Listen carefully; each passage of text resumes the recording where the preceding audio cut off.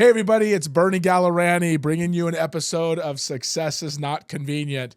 This is a fun one for me, and here's the title, Immersion and How We Learn. How do we grow through immersion, and what does immersion mean? It's kind of like really digging down deep and going so far down that you're immersed in everything that you're doing. So we're going to talk a little bit about that today. You don't really have a business problem, you actually have a distance problem. You have a distance problem that you're not fully immersed. And I'll tell you, I have recently experienced this in my business where I thought I was actually understanding and running my business at a level that I understood it until I actually rolled up the sleeves and realized that I'm not really doing what I'm supposed to be doing. And I don't know enough about most things. I know some things, but I'm not immersed enough in my business that really makes me an expert in so many different areas of my company. Right? Most entrepreneurs are too far removed from the real action to understand how the business really works. They're too far from their customers and they're too far from the numbers themselves. They're just too far from people. And here's the truth is you can't dominate something that you're barely involved in. And I got to tell you, I'll throw myself on the sword a little bit where I did what I wanted to do and didn't do what I didn't want to do. And that's fine. And that's fair if you're an entrepreneur. But what I realized is where it cost me time, energy, and money by not rolling up my sleeves and being more involved. And I can give you some examples as we go through this of what I mean. But what immersion actually means to us is immersion is not working more hours. It's not. It's really being mentally locked in and not distracted. My mentors always said to me, like, you have to work with massive urgency. And I think there's a lot of truth to that. But you also have to understand a lot of different departments so you can know if they're being ran correctly. Knowing your business at a granular level, being emotionally connected to the outcomes, that's really a little bit of an issue if you're just emotionally connected to the outcomes because you don't really know the process. Immersion is when your business is not something you do, it's something you're inside of. You understand all the intricate processes of how it works. Are you immersed fully in your business? Or are you a little bit lost on what other departments are doing? It's not our job, I think, as owners to be absolutely focused in and understanding lots of things. And we're going to talk a little bit about numbers, but we're going to talk about processes within those numbers also, right? And this is where actually most entrepreneurs break. They confuse activity with immersion, like staying busy, right? Busy does not equal effectiveness. And meetings don't equal momentum. If you're one that likes having a lot of meetings, and I know people like this, by the way, where they're in meetings after meetings after meetings, but yet there's no real growth. And you can't really get granular on problems when you're in that kind of state of mind. They outsource too early in their business. And what they do is by the way, this was me, where they give a task to somebody, but they don't fully understand it. And they hire somebody, right? They hire before they understand the actual role. They delegate things that they've never mastered themselves, and they avoid really hard parts, right? They don't really understand lead gen. They need lead gen and they understand part of lead gen, but they don't really understand everything and immerse themselves in that process. I'm in the middle of that right now where I'm really working on things that I didn't really understand, but how ignorant is that for me not to understand it? And I'm learning this the hard way. I can tell you. And I give you an example just on lead gen. I have a source of business that had been declining, and we were scratching our head. Well, why is this declining? What's that all about? What do we do? Well, there's not really a lot we can do. So we actually played that game of there's not a lot we can do until we started realizing this isn't solving our problem. How do we find an answer to this? Right? So here's what I want you to, are you digging deep, really deep, into the reason why? Why is it not working at the level you want, right? As an owner, entrepreneur, and a person who purchases lead opportunities, it's easy for us to say it's just not working, but we have to ask ourselves, why is it not working? What is going on with why it's not working? Well, you want to hear something fun? We decided to roll up our sleeves and really dig into it. And we heard a little like, hey, it just might be people aren't really paying any attention to our sources anymore. It might be this, it might be that. And we were just making assumptions. You know what happened? It was the lead distribution was going down and the cost per lead was going up. Let me explain this to you guys. When your lead distribution goes down when you're paying X amount of money, it's changing the cost of that lead. And so our lead was going from a certain dollar, and then it was going up 20%, then 30%, then 40%, then 50%. And we were scratching our heads. And when we figured out, really, we started digging into it, and what we found was one of our landing pages had something on it that was actually disregarding our marketing plan in the system, and it was kicking us out as spam. Now, I don't even know how that happened, and actually the platform and the company didn't know how it was happening either, but this is it. We became fully immersed into what was going on. Instead of just saying that's just the way it is, we said, no, it can't be that. We can't accept this anymore. And we learned a lot. Like when you talk about full immersion, you go in and go, I got to dissect this whole thing and figure out why it happened. The good news, we solved it. We solved it. But we had to be fully invested and merged into the process in order to even figure it out. Are you fully immersed in the process of accountability with your sales team or with your staff? I'm having issues in those particular areas where if there's a department that is suffering, it's easy for us to blame the employee, but we're not fully immersed. So what do we have to do? We have to go into that department. We have to break it all down. And we have to really get to understand the process. You don't have to hate the business. You just have to hate the parts that you refuse to immerse yourself in. You know, there's a great, I heard something really great at a retreat that I was at last week, and I love this. And it says, it's kind of like that whack-a-mole game, when you hit it down and you think you're solving the problem or maybe you're making the problem go away, but really you're not. It's going to pop up somewhere else. And here's what I love this business leader said last week, is they said, you don't hate the business. The business is not something that you would hate. You only hate the problems that continue to keep showing up. And the reason the problems keep showing up is because you're not solving the problem. You're not immersed in the problem. So you're saying, oh, I solved that problem. Or it comes in and there's an issue and we put water under the bridge a little bit and say, okay, well, we solved this situation. But here's the question. Did you solve the problem? What does full immersion look like for you? Right? Are you fully immersed in the numbers to figure out where the problem come from? Right? Are you really immersed in the conversion rates like I just went through? Do you really we'll talk about leads because this is interesting. Like every business has a lead cost. Are you really immersed in the process of why that lead cost is what that lead cost is, where that lead cost goes? What is your waste rate? Right? What is your conversion rate? How do you get that conversion rate over? How are your scripts, your dialogues? How are the people communicating it? Are you just accepting your conversion percentage because that's just the way it is? Or are you really rolling up your sleeves and getting immersed in the process of what it takes to increase that, right? I have a friend of mine who has a very successful business, and he had a conversion percentage, and it was like 1%. And it was $1 billion business, and he had a conversion percentage of 1%. And I remember asking him, what happens if you make that 1.5%? And he looked at me and he goes, oh my gosh, that's all profit. So think about it, 1%, and he has, by the way, it's about a $6 billion company that is all based on lead distribution, and he had a 1% conversion. And I understand a little bit about conversion, so I challenged him because our conversion is much higher than that conversion that he had. And so I said, God, what happens if you raise that 0.5%? And he looked at me and he goes, well, that would bring about $10 million of revenue to the business. I said, why don't you solve that? I don't know. I mean, I just want to try to get some of you guys to look at this today and ask yourself this question. Is there something small that I can make a difference in? It's not like you're looking at your numbers monthly, looking at your numbers daily, having daily awareness. If your numbers that you're looking at right now are surprising you, like you're going, well, where did that come from? Then you're just not that immersed in getting it done. You're just kind of guessing at it. Guys, I've lived this life for so long. The hardest thing I think for a lot of people is that when you make money, you don't realize how much you're wasting. If you're making X amount of money, really look at how much money you think you're wasting. Immersion in leads and lead generation, you have to understand how much money it costs you, and if you can't figure out how to raise that. So here's a challenge. Can you raise it 0.25%? Can you raise those conversion rates 0.25%? Can you raise it 0.5%?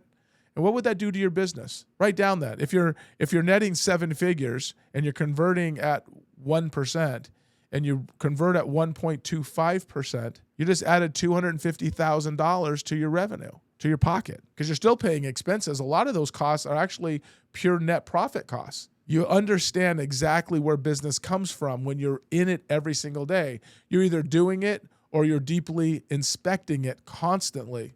The second you lose touch with a lead flow, your business starts bleeding. You just don't see it, and because sometimes we're just accepting the situation. I've been there so long where you're just going, well, that's just the way that is.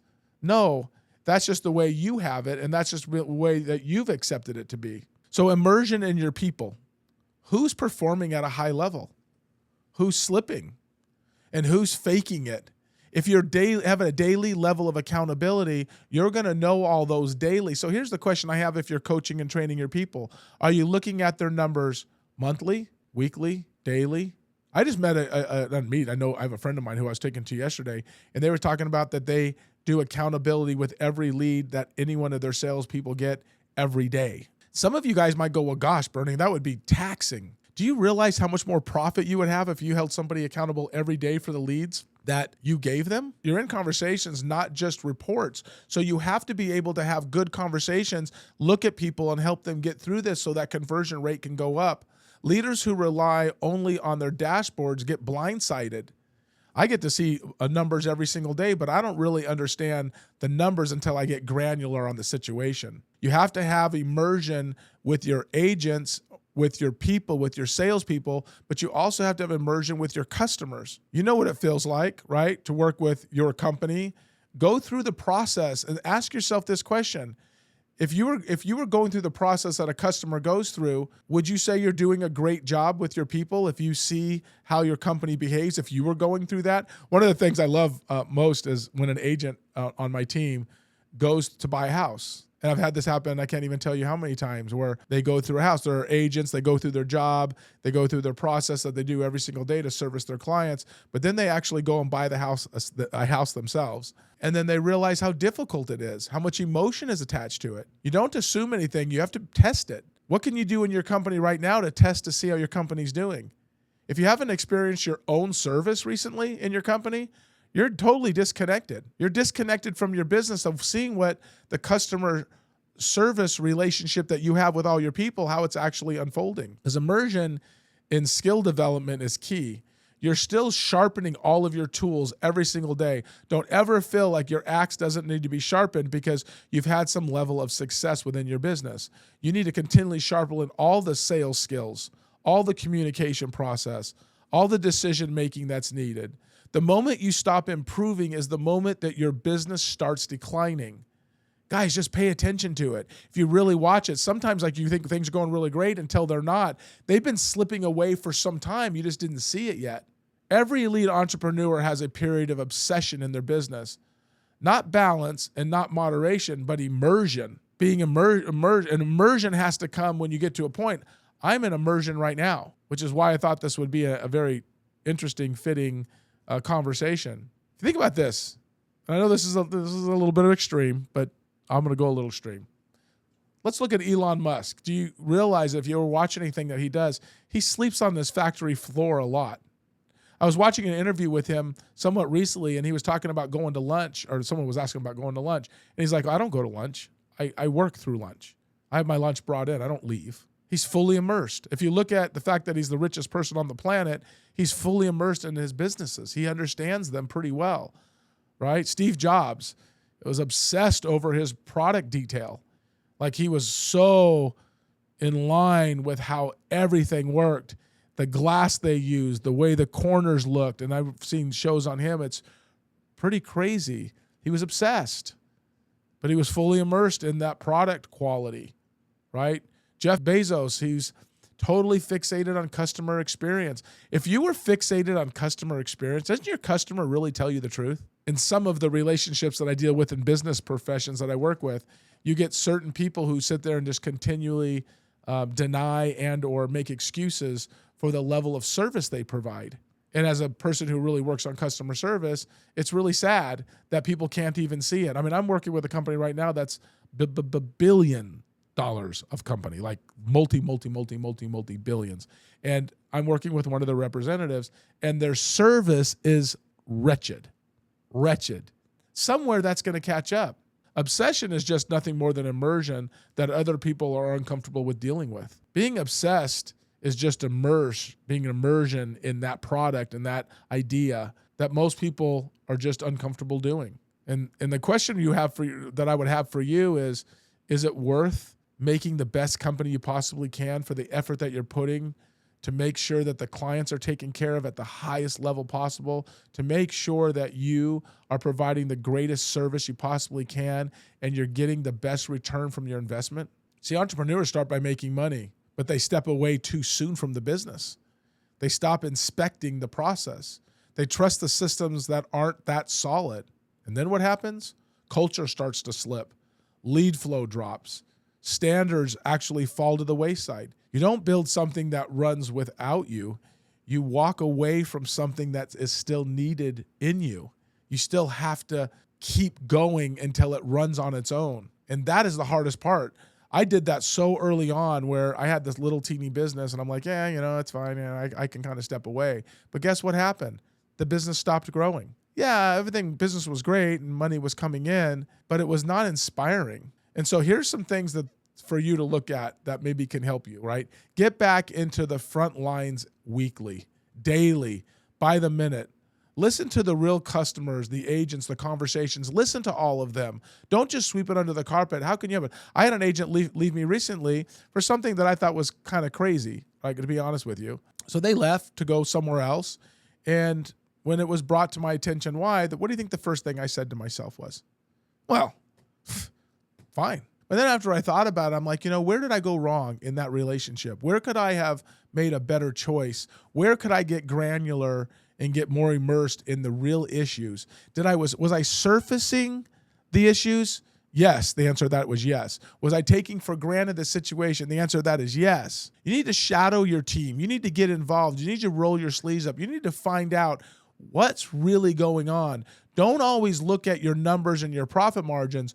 Look at things that could be a problem that ultimately are going to be an issue that could shut your company down. Redo the parts of your own process yourself. Go into every department and dig into it. Block time for deep, uninterrupted thinking time. Close your door and think about, how do I make this whole system better? If it drives revenue, you should feel it. You should feel positive about it. But if it's not, my gosh, don't make excuses for it. Don't allow yourself to be okay with just being okay.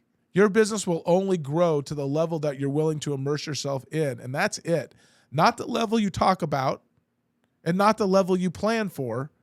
It's the level you actually live in. It's what you make a decision every day to be a part of. Is it part of your DNA to build a really great business? Because if it's not part of your DNA, you're just going to have an average business. Ask yourself this question. Where am I disconnected in my business right now? Right now, where am I not 100% focused? All the areas, right?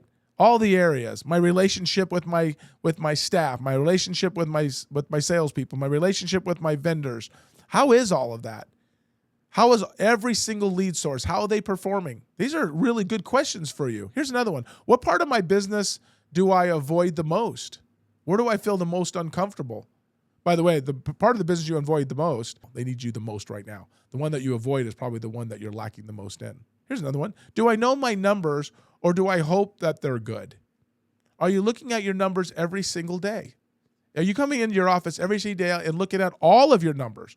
Your revenue numbers, what's coming in, what's not working, what lead sources are working, how much does it bring in, what are my conversion percentages? Are you counting everything? Ask yourself this question. If I stepped in today, would I actually know what to do? That's a scary one because I just took on a responsibility that I have never done. I've always had somebody do it. And I made a decision, partly out of necessity, but I made a decision to step into something that I know absolutely nothing about. But guess what? I'm a salesperson, and it was a sales role. So I took it over. And guess what? It's kind of fun. I'm not saying I'm going to be doing it forever, but I'm learning a lot.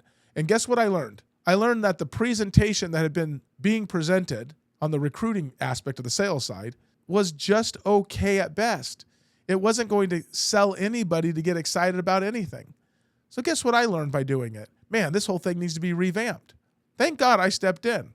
Here's another one. Am I building something great or just managing something average? Nothing wrong with being average. I mean, I don't want to be average. I'm sure you don't either. But if you have an average business, that's okay. But why not have an amazing, successful, unstoppable business?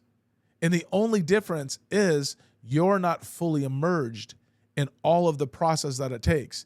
You might say today, well, I don't want to be fully immersed because I luck my life. Then that's perfectly fine. But if you're looking at your business and saying, Bernie, I actually need help. I need to figure this thing out. Go in step by step to your entire business. Roll your sleeves up. Dive in. Be part of the DNA of it and solve the problem so you can lead the other people in those departments to a really great company. Guys, I hope you found some value in this today. I'd love to hear any of your thoughts, concerns, opinions. Please, send me a message below. I'd like to hear from you. All right. And so again, remember, success is never easy. It's always difficult. That's why we say it's not convenient. Success is never convenient. But if we can just take one little bit and just change 1% of our growth every day, 1%, that's ultimately going to add up to a really great company that you're going to be proud of. Hope everybody has a great day.